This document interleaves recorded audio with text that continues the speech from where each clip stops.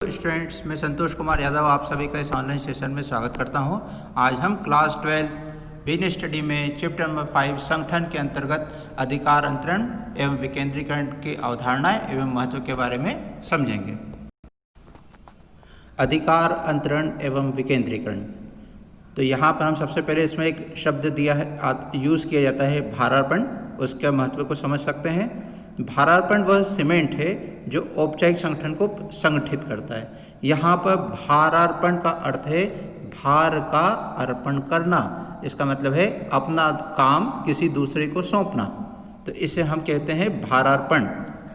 अब इसके अंतर्गत क्या क्या कार्य किया जाता है उसे हम याद समझ सकते हैं। सबसे पहले इसमें आता है जब हम कार्य सौंपते हैं तो अपने अधिकारों को भी सौंपा जाता है, कार्य करने के अधिकार। तो अधिकार अंतरण का यहाँ पर क्या अर्थ होता है, तो यहाँ टूल किट नंबर 10 में देख सकते हैं। इसका अभिप्राय उत्तरदायित्व एवं अधिकार सौंपने तथा जिस व्यक्ति को उत्तरदायित्व सौंपा गया है उसकी उत्तरदेयता उत्पन्न करने की प्रक्रिया से है।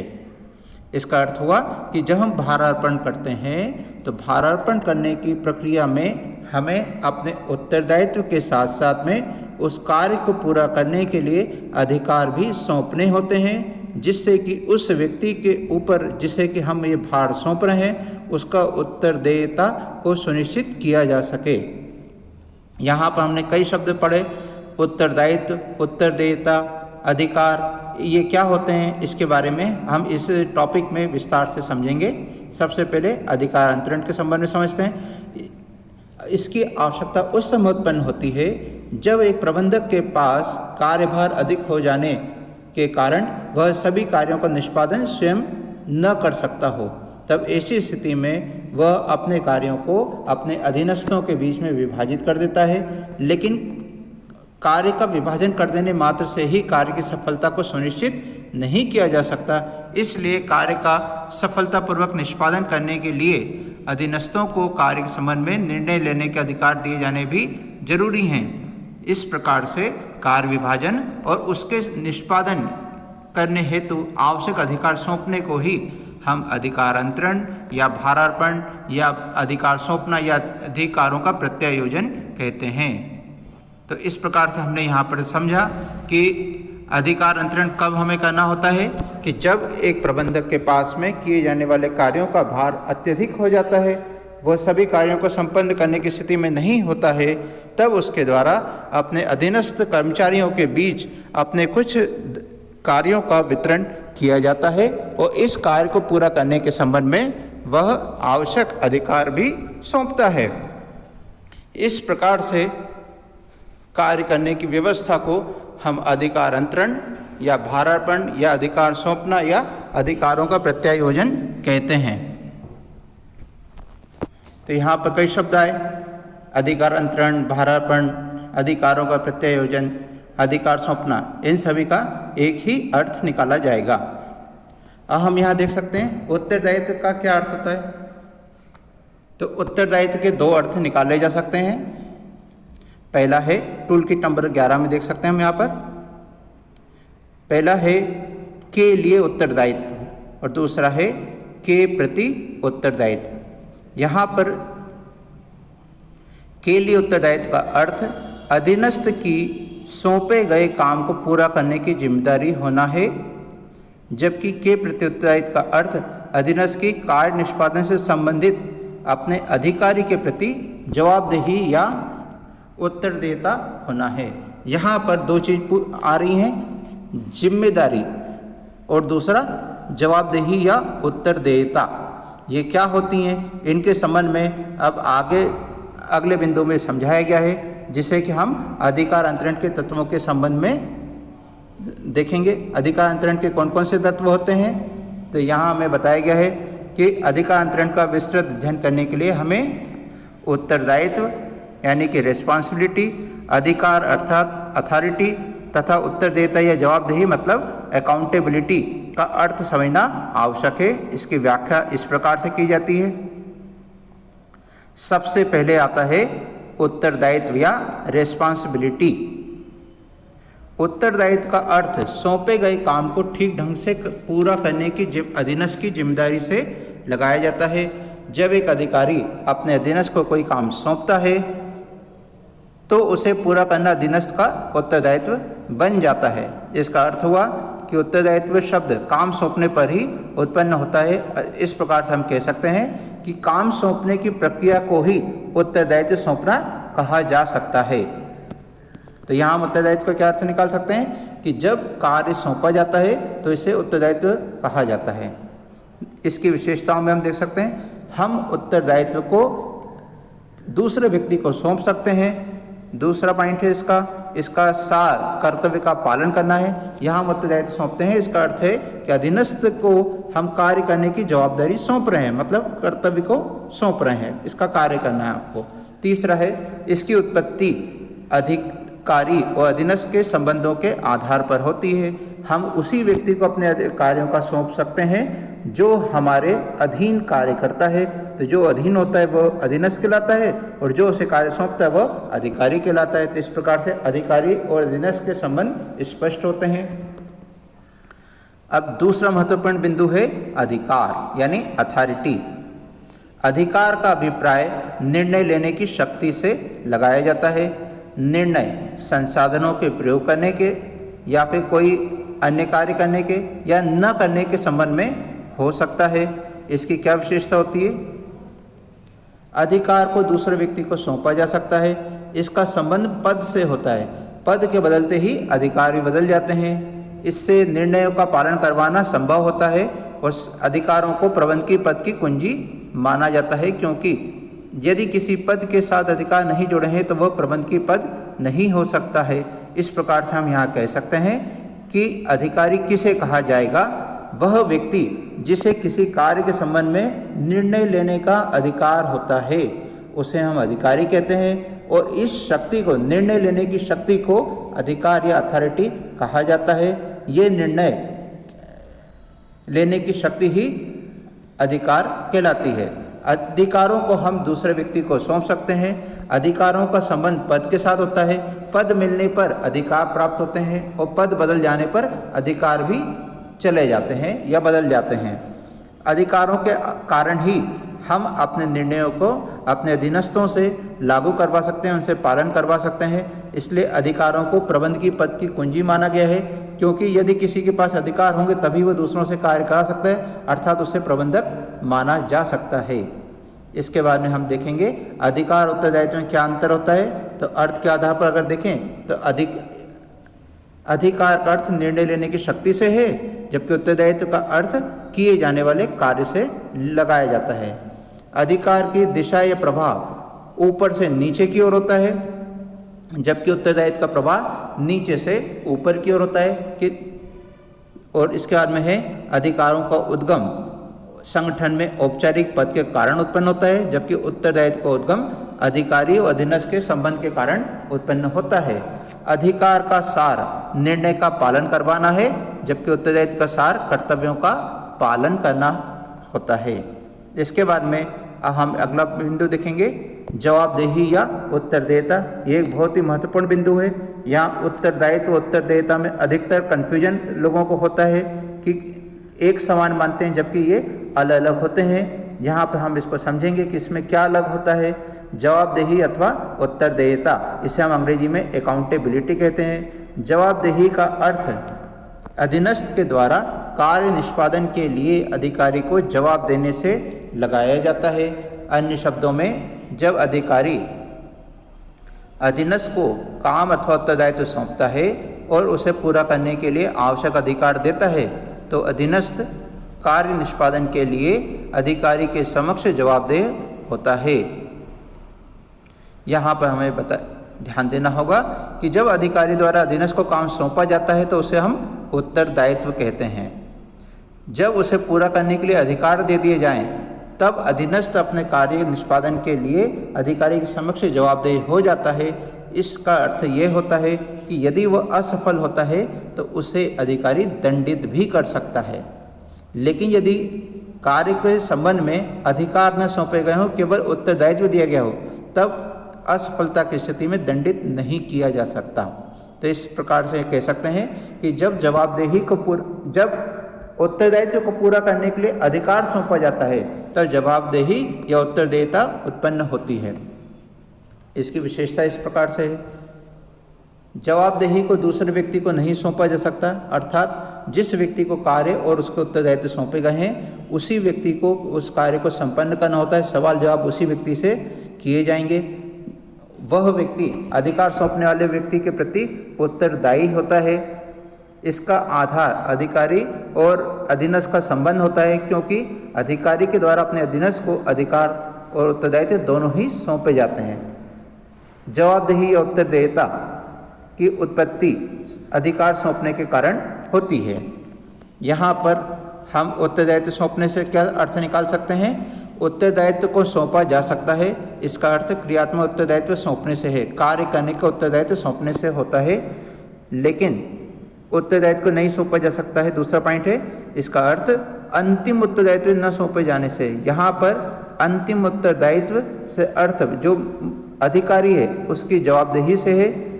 वह अपने कार्य को सौंप सकता है, अपने अधीनस्थ व्यक्ति को पूरा करने के लिए अधिकार भी दे सकता है। असफल हो जाए तो उसे दंडित भी कर सकता है, परंतु वह स्वयं असफलता के भार से नहीं बच सकता। यही बिंदु उत्तरदायित्व को न सौंपने के संबंध में कही गई है कि अंतिम उत्तरदायित्व न सौंपने जाने का है कि हम अंतिम रूप से अपने कर्मचारियों की असफलता के लिए भी जवाबदार होते हैं। अब उत्तरदायित्व और जवाबदेही या उत्तरदेयता में क्या अंतर होता है, इसको समझ सकते हैं।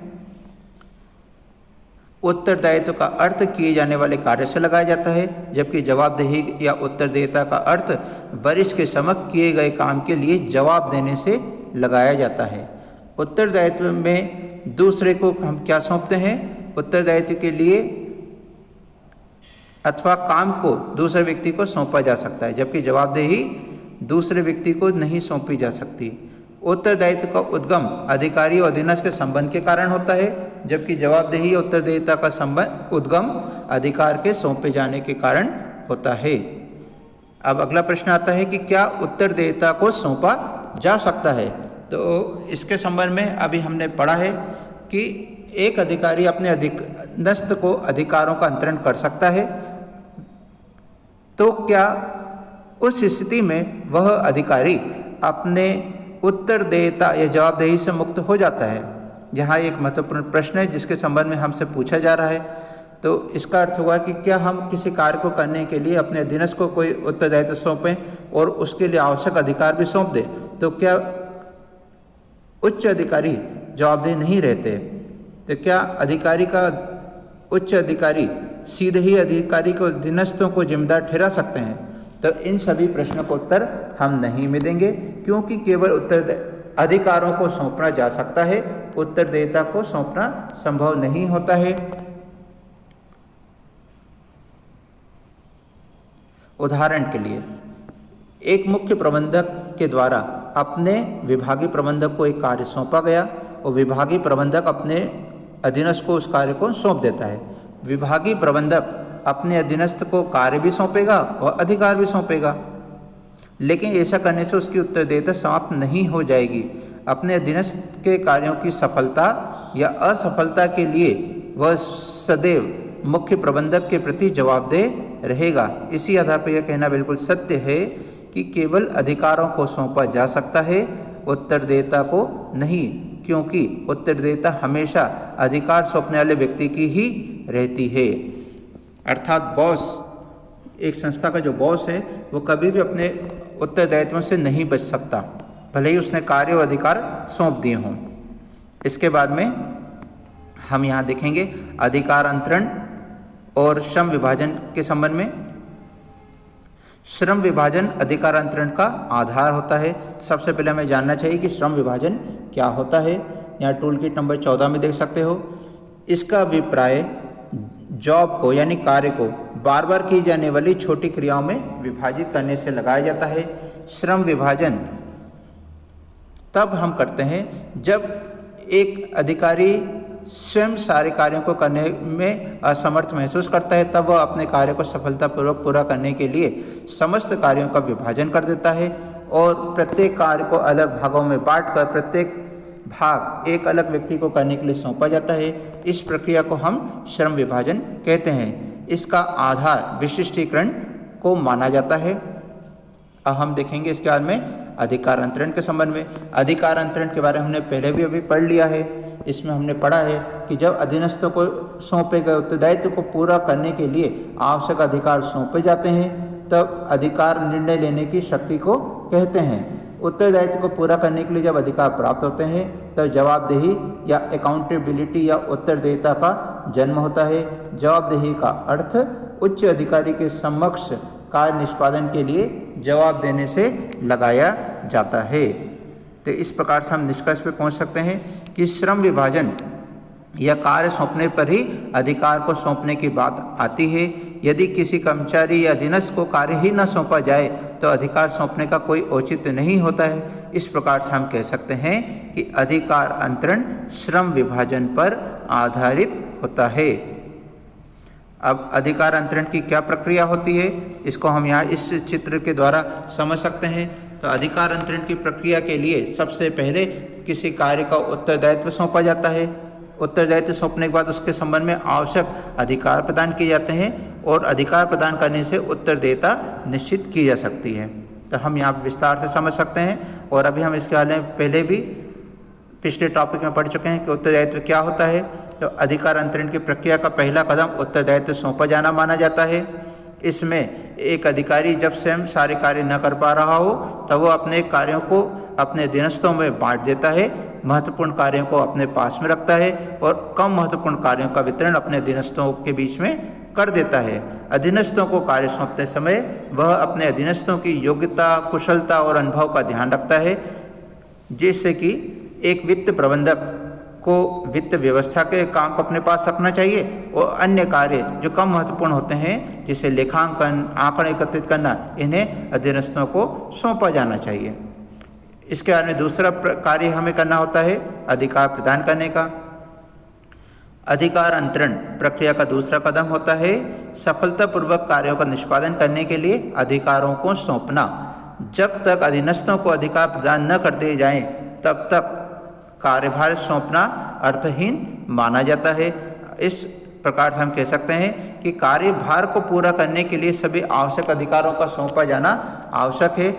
उदाहरण के रूप में हम समझ सकते हैं कि जब एक मुख्य प्रबंधक क्रय प्रबंधक को क्रय विभाग का काम सौंपता है तो माल के क्रय करने, माल का स्टॉक रखने, अपने कार्य को अधीनस्थों में बांटने आदि के अधिकार भी प्रदान करता है। इस प्रकार से हम कह सकते हैं कि अधिकार सौंपना आवश्यक होता है। इसका में है तीसरा उत्तरदायिता निश्चित करना। अधिकार अंतरण प्रक्रिया का अंतिम कदम अधीनस्थों को उनके कार्य निष्पादन के लिए जिम्मेदार ठहराना होता है। प्रत्येक अधीनस्थ केवल उसी अधिकारी के समक्ष जवाबदेह होता है जिससे उसे कार्य करने के अधिकार प्राप्त होते हैं। जवाबदेही का अभिप्राय कार्य निष्पादन के लिए अधिकारी द्वारा मांगे गए स्पष्टीकरण का उत्तर देने से लिया जाता है। इसके बाद में है अधिकार अंतरण का महत्व यानी importance of delegation of authority. तो सबसे पहला महत्व है प्रभावपूर्ण प्रबंध। प्रभावपूर्णता का अर्थ उद्देश्य को सफलतापूर्वक प्राप्त कर लेना है। इसके संबंध में हम फर्स्ट चैप्टर में पढ़ चुके हैं जहां प्रभावपूर्णता और कुशलता के बारे में हमने टॉपिक में सबसे पहले पढ़ा है। तो प्रभावपूर्णता का अर्थ उद्देश्य को सफलतापूर्वक प्राप्त कर लेने से लगाया जाता है। अधिकार अंतरण से प्रबंधकों के कार्यभार में कमी आती है।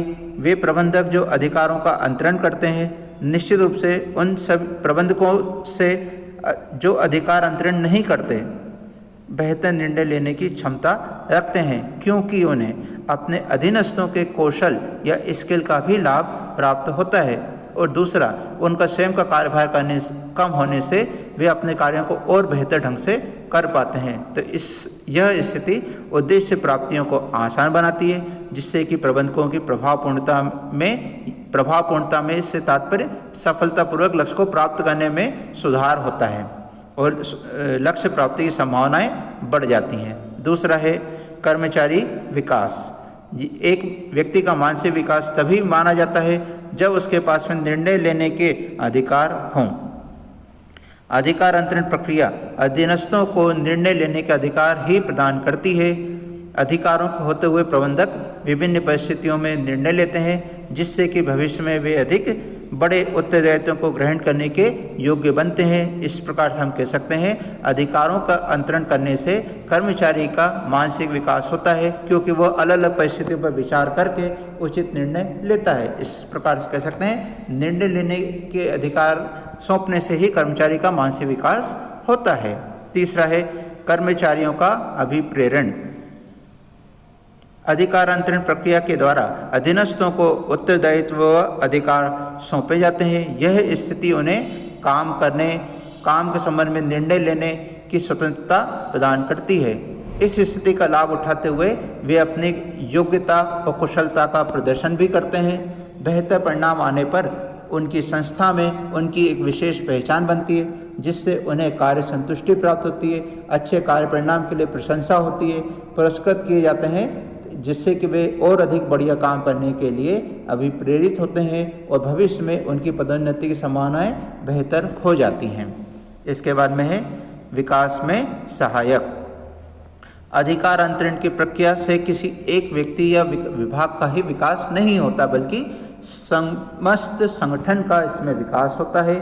संगठन के अंदर निर्णय लेने में सक्षम कर्मचारियों के पर्याप्त मात्रा में उपलब्ध होने के कारण व्यवसाय का विस्तार करना संभव होता है, आधुनिकीकरण किया जा सकता है और विविधीकरण भी हम कर सकते हैं, और इन कार्यों को हमारे वर्तमान कर्मचारियों को ही सौंप सकते हैं, जिससे कि संगठन तेजी से विस्तृत होता है, ज़्यादा बड़े पैमाने पर कार्य करने लगता है, जिससे ज़्यादा लाभ कमाने की स्थिति में आता है। तो इस प्रकार से संगठन को भी इस प्रक्रिया से लाभ प्राप्त होता है। इसके बाद में है पांचवा अधिकारी अधीनस्थ संबंधों का आधार। एक संगठन को सफलतापूर्वक चलाने के लिए अधिकारी और अधीनस्थ संबंधों का होना जरूरी माना गया है, क्योंकि इन संबंधों के कारण ही वे एक दूसरे के संपर्क में आते हैं तथा उन्हें एक दूसरे को समझने का अवसर प्राप्त होता है। ये संबंध अधिकार अंतरण की प्रक्रिया से ही स्थापित होते हैं, जिसके अंतर्गत अधिकारों का प्रभाव उच्च स्तर से निम्न स्तर की ओर होता है। परिणामतः ऊपर से नीचे अधिकारी व अधीनस्थ बनते चले जाते हैं। तो इस प्रकार से जो व्यक्ति अधिकार का उपयोग करता है वह अधिकारी कहलाता है, और वह जिनको आदेश देता है वह उसके अधीनस्थ कहलाते हैं। तो इस प्रकार से अधिकारी और अधीनस्थों के परिभाषा निर्धारित होती है और उनके संबंध निर्मित होते हैं। इसके बाद में छठवां पॉइंट है बढ़िया समन्वय। अधिकार अंतरण उत्तरदायित्व, अधिकार व उत्तरदायिता में संबंध स्थापित करने वाली प्रक्रिया कहलाती है। इससे कर्मचारियों को अपनी शक्तियों, कर्तव्यों और निष्पादन के लिए जवाबदेही का स्पष्टीकरण होता है, अतः सभी स्तरों पर किए जाने वाले कार्यों का स्पष्ट चित्रण प्रस्तुत हो जाता है। सब कुछ स्पष्ट होने पर बढ़िया समन्वय स्वतः ही स्थापित हो जाता है। इसका लाभ यह होता है कि न तो कोई काम अनावश्यक रूप से 2 बार होता है और न ही कोई अधिक महत्वपूर्ण कार्य छूटने से बचता है। तो इस प्रकार से समस्त कार्य संगठन के द्वारा संपादित हो जाते हैं और इससे संगठन अपने लक्ष्यों को प्राप्त करता है और उसके अपव्यय की आशंकाएं समाप्त हो जाती हैं। इसके बाद में अगला बिंदु है विकेंद्रीकरण। इसे हम डिसेंट्रलाइजेशन कहते हैं। तो इसके संबंध में सबसे पहले इसके बारे में जानेंगे। टूल किट नंबर 16 में देख सकते हैं। इसका अभिप्राय उस स्थिति से लगाया जाता है जो पूरे संगठन में व्यवस्थित अधिकार अंतरण किए जाने के फलस्वरूप पैदा होती है। यहाँ पर पूरे संगठन में अधिकार बांटे जाने की बात कही गई है। इसका अर्थ हम देख सकते हैं, विकेंद्रीकरण अधिकार अंतरण का ही एक विस्तृत रूप होता है। इसके अंतर्गत निर्णय लेने के केंद्रों में वृद्धि हो जाती है, क्योंकि प्रबंध के हमने 3 स्तर पढ़े हैं, उच्च स्तर, मध्य स्तर एवं निम्न स्तर। उनमें से उच्च स्तर के पास तो समस्त अधिकार होते हैं, परंतु मध्य स्तर एवं निम्न स्तर के प्रबंधकों को भी महत्वपूर्ण निर्णय लेने के अधिकार प्रदान किए जाते हैं। यह व्यवस्था विकेंद्रीकरण कहलाती है, क्योंकि इसमें उच्च स्तरीय प्रबंधकों के द्वारा मध्य स्तरीय एवं निम्न स्तरीय स्तर के प्रबंधकों को भी महत्वपूर्ण निर्णय लेने के अधिकार सौंप दिए जाते हैं। चूँकि विकेंद्रीकरण एवं अधिकार अंतरण की प्रक्रिया लगभग एक जैसी होती है, इसलिए प्रायः इन दोनों के अर्थ के संबंध में भ्रम रहता है। कुछ लोग दोनों को समानार्थी समझते हैं, लेकिन यह गलत है। इसके अंतर को एक उदाहरण द्वारा हम समझ सकते हैं कि मान लीजिए कंपनी का मुख्य प्रबंधक उत्पादन विभाग के प्रबंधक को अपने विभाग में उन कर्मचारियों की नियुक्ति का काम सौंप देता है जिनका वेतन 10,000 रुपये से कम है, तो यह अधिकार अंतरण कहलाएगा। इसके विपरीत यदि कर्मचारियों की नियुक्ति का यह अधिकार सभी विभागीय प्रबंधकों को सौंप दिया जाए तो इसे विकेंद्रीकरण कहेंगे। इस उदाहरण से हम समझ सकते हैं कि जब किसी एक अधिकारी को ही अधिकार सौंपा जाता है तो इस प्रक्रिया को हम अधिकार अंतरण कहते हैं, लेकिन जब अधिकार सभी अधिकारियों को सौंप दिए जाएं, ये सभी मध्य स्तरीय या निम्न स्तरीय प्रबंधकों को सौंप दिए जाएं, तब इसे विकेंद्रीकरण कहा जाता है। तो इस प्रकार से हम कह सकते हैं विकेंद्रीकरण के अंतर्गत सभी अधिकारियों को अधिकार सौंपे जाते हैं। यदि विभागीय प्रबंधक अपने इस अधिकार को उप प्रबंधकों को सौंप दे तो हम इसे विकेंद्रीकरण का और अधिक विस्तार कहेंगे। तो इस प्रकार जब अधिकार सौंपे जाते हैं तो इसे दोगुना करते हैं, तो इस प्रकार से हम विकेंद्रीकरण करते हैं तो इसे बहुतेरों से गुणा करते हैं। ये कहा जाता है क्योंकि अधिकार में एक व्यक्ति दूसरे को देता है तो इसलिए दोगुना हो जाते हैं अधिकार, दो लोगों के पास अधिकार होते हैं। लेकिन विकेंद्रीकरण में इसे हम बहुत सारे लोगों को अधिकार सौंप देते हैं, इसलिए इसे बहुतेरा अधिकार कहते हैं। अब विकेंद्रीकरण की हम विशेषताओं पर विचार करेंगे। विकेंद्रीकरण की विशेषताओं में पहला है यह अधिकार अंतरण का ही एक विस्तृत रूप होता है क्योंकि इसमें कई लोगों को अधिकार प्राप्त होते हैं। यह अधीनस्थों की भूमिका के महत्व को बढ़ा देता है। ये संपूर्ण संगठन में लागू होने वाली प्रक्रिया मानी गई है। संपूर्ण संगठन में लागू होने वाली प्रक्रिया होने के कारण इसमें कई सारे अधीनस्थों को भूमिकाएं बढ़ जाती हैं। इसके चलते उच्च स्तरीय प्रबंधकों के कार्यभार में कमी आ जाती है क्योंकि वे कम महत्वपूर्ण कार्यों को मध्य स्तरीय और निम्न स्तरीय प्रबंधकों को सौंप देते हैं। इसमें निर्णय उन कर्मचारियों द्वारा लिए जाते हैं जिन्हें इन निर्णयों को लागू करना होता है, अर्थात जिन्हें ये निर्णय लेकर अपने कार्यों को करना होता है। इसमें निर्णय लेने का अधिकार उन्हीं को सौंपा जाता है। इसमें अधिकारों के साथ साथ उत्तरदायिता का भी हस्तांतरण हो जाता है। विकेंद्रीकरण का महत्व।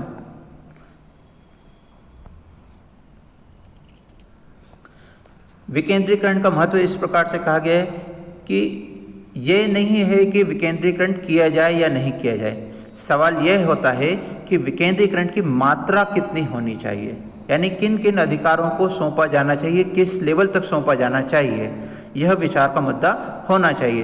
तो इसमें जिन बिंदुओं पर हम महत्व पर विचार करते हैं उसमें सबसे पहला है अधीनस्थों में पहल क्षमता का विकास। हमने हेनरी फेउल के सिद्धांतों में पढ़ा है कि अधीनस्थों के विकास के लिए हमें पहल क्षमता सिद्धांत का उपयोग करना चाहिए। विकेंद्रीकरण के अंतर्गत बड़ी मात्रा में अधिकारों को सौंपा जाता है। अधिकार एक ऐसी शक्ति है जो व्यक्ति को सोचने पर तथा कुछ नया करने पर मजबूर करती है, जिससे कि उसमें नए कार्य करने की, पहल करने की क्षमता का विकास होता है। तो इस प्रकार से कह सकते हैं कि विकेंद्रीकरण से अधीनस्थों में पहल क्षमता का विकास होता है। दूसरा है भविष्य के लिए प्रबंध की योग्यता का विकास। विकेंद्रीकरण के अंतर्गत निम्नतम स्तर के प्रबंधकों को भी अपने कार्यों के संबंध में निर्णय लेने के अधिकार प्राप्त हो जाते हैं। इस प्रकार निर्णय लेने के अवसर प्राप्त होने से सभी स्तर के प्रबंधकों के ज्ञान और उनके अनुभव में वृद्धि होती है, जिससे कि भविष्य में वे और अधिक बड़ी जवाबदारी को सहन करने की योग्यता उनमें निर्मित होती है। इस प्रकार से हम भविष्य के लिए नए प्रबंधकों को तैयार करते हैं, उनके अंदर प्रबंध की योग्यता का विकास करते हैं। इसके अंदर तीसरा पॉइंट है शीघ्र निर्णयन। चूँकि सभी प्रबंध के निर्णय का बोझ कुछ व्यक्तियों पर न होने के बजाय कई अलग अलग व्यक्तियों में बढ़ जाता है, वे अपने अपने क्षेत्र के लिए जिम्मेदार होते हैं, इसलिए इसमें निर्णय लेना की प्रक्रिया तीव्र हो जाती है। जो निर्णय लिए जाते हैं वो भी श्रेष्ठ होते हैं। सभी व्यक्तियों को अपने अपने विभाग की इकाई और समस्याओं का पूरा ज्ञान होता है और उन समस्याओं का क्या हल है इसके बारे में भी वे बेहतर आकलन कर पाते हैं, इसलिए अच्छे से अच्छे और शीघ्र निर्णय लेने में वे सक्षम होते हैं, जिससे कि शीघ्र निर्णय लेना संभव हो जाता है। इसका में चौथा है उच्च प्रबंध के कार्यभार में कमी। विकेंद्रीकरण के अंतर्गत विभिन्न दैनिक समस्याओं से संबंधित निर्णय लेने के अधिकार अधीनस्थों को सौंप दिए जाते हैं, जिससे कि वे छोटी छोटी समस्याओं में नहीं उलझे रहते और उनके कार्यभार में काफ़ी कमी आ जाती है, जिससे कि उनके पास पर्याप्त समय बचता है, जिसका उपयोग वे संगठन के भविष्य को बेहतर बनाने और समन्वय स्थापित करने में करते हैं। इस प्रकार से उच्च स्तरीय प्रबंधकों का कार्यभार काफ़ी कम हो जाता है और वे बड़े बड़े महत्वपूर्ण विषयों पर ज़्यादा समय केंद्रित कर पाते हैं और संगठन को बेहतर दिशा में ले जाने के लिए, समन्वय स्थापित करने के लिए उनके पास पर्याप्त समय उपलब्ध होता है। इसके बाद में है 5वां बिंदु, विकास में सहायक। विकेंद्रीकरण के अंतर्गत हम अपने अधीनस्थों को निर्णय लेने की पूरी स्वतंत्रता प्रदान करते हैं। यह स्थिति अधीनस्थों में उत्तरदायित्व की भावना का विकास करती है, जिससे कि वे बेहतर परिणाम प्राप्त करने का प्रयास करते हैं। चूँकि उनको पता है कि हमारे जैसे ही पोस्ट वाले अन्य व्यक्तियों को भी ये अधिकार सौंपे गए हैं, तो इसलिए जो व्यक्ति ज़्यादा अच्छा कार्य करके दिखा सकेगा, भविष्य में उसे और बड़े अधिकार प्राप्त होने की संभावना होगी, पदोन्नति की संभावना होगी। इसलिए वे और अच्छा परिणाम प्राप्त करने का प्रयास करते हैं। ये उनकी ये सोच विभागीय प्रतियोगिता को जन्म देती है। ऐसी स्थिति में सभी एक दूसरे से बढ़ चढ़ कर बढ़िया काम करने का प्रयास करते हैं, जिससे कि संगठन का विकास संभव होता है। इसका 6वां बिंदु है बेहतर नियंत्रण। विकेंद्रीकरण से संगठन के प्रत्येक स्तर पर कार्य निष्पादन का मूल्यांकन करना एवं उनकी उत्तरदेयता निश्चित करना संभव हो जाता है। इस प्रकार से प्रत्येक विभाग के उद्देश्य प्राप्ति में योगदान का पता लगाया जा सकता है। यह स्थिति प्रत्येक विभाग के लिए एक चुनौती के रूप में होती है। प्रबंधक इसका सामना करने के लिए एक बेहतर नियंत्रण पद्धति को अपनाता है। विकेंद्रीकरण के कारण प्रत्येक व्यक्ति को कार्य के साथ में अधिकार सौंपे गए हैं। यदि वह अपने लक्ष्य को प्राप्त करने में असफल होता है तो उसका उत्तरदायित्व निश्चित किया जा सकता है। इस प्रकार से हर व्यक्ति ये प्रयास करता है कि वह अच्छे से अच्छा कार्य करे और अपने परिणाम को अर्जित करे, और लापरवाही की स्थिति में या कमी की स्थिति में नियंत्रण की प्रक्रिया को बेहतर ढंग से लागू करना संभव होता है। इसका हम देख सकते हैं अधिकार अंतरण और विकेंद्रीकरण में क्या अंतर होता है। तो यहाँ अधिकार अंतरण की प्रकृति के बिंदु के आधार पर देखें तो अधिकार अंतरण सभी संस्थाओं में जरूरी होता है। इसके अभाव में काम नहीं चल सकता, क्योंकि जो मुख्य प्रबंधक है वह समस्त कार्य को स्वयं नहीं कर सकता। लेकिन विकेंद्रीकरण का पाया जाना जरूरी नहीं है, इसके बिना भी काम चल सकता है, क्योंकि हम इसके लिए चाहे सभी को अधिकार सौंपे कोई ज़रूरी नहीं है। दूसरा है कार्यवाही की स्वतंत्रता। अधिकार अंतरण में कम स्वतंत्रता होती है, क्योंकि इसमें अधिकार सौंपने के बाद भी अधिकार सौंपने वाले व्यक्ति का अपने अधीनस्थ पर पूरा नियंत्रण बना रहता है, जबकि विकेंद्रीकरण में अधिक स्वतंत्रता प्राप्त होती है और इसमें कार्य सौंपने वाले व्यक्ति का अधीनस्थों पर कोई नियंत्रण नहीं रहता है। अधिकार अंतरण में स्थिति कार्य विभाजन के फलस्वरूप की जाने वाली प्रक्रिया होती है, जबकि विकेंद्रीकरण में उच्च प्रबंध द्वारा बनाई गई नीति का परिणाम होता है।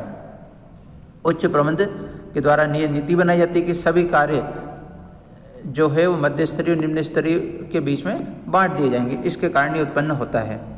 जबकि अधिकार अंतरण कार्य बांटे जाने के फलस्वरूप उत्पन्न होने वाली स्थिति होती है। इसके बाद में कार्य अधिकारों के अंतरण में अधिकारों के सीमित वितरण को दर्शाता है। इसका क्षेत्र सीमित होता है, सिर्फ कार्य से समेत 1-2 अधिकार ही सौंपे जाते हैं, जबकि विकेंद्रीकरण में सभी तरह के कार्यों को सौंप दिया जाता है, इसलिए अधिकारों का भी अधिक व्यापक वितरण होता है। उद्देश्य अधिकारी के कार्यभार को कम करना अधिकार अंतरण होता है, जबकि विकेंद्रीकरण में हम अपने अधिकार सत्ता का फैलाव करते हैं। तो इस प्रकार से आज हमने इस वीडियो में अधिकार अंतरण, विकेंद्रीकरण, भारार्पण, उत्तरदेयता, श्रम विभाजन, उत्तरदायित्व, जवाबदेही, इनके संबंध में आज आपने पढ़ा है। इसके साथ हमारा अध्याय 5 का टॉपिक समाप्त होता है। धन्यवाद।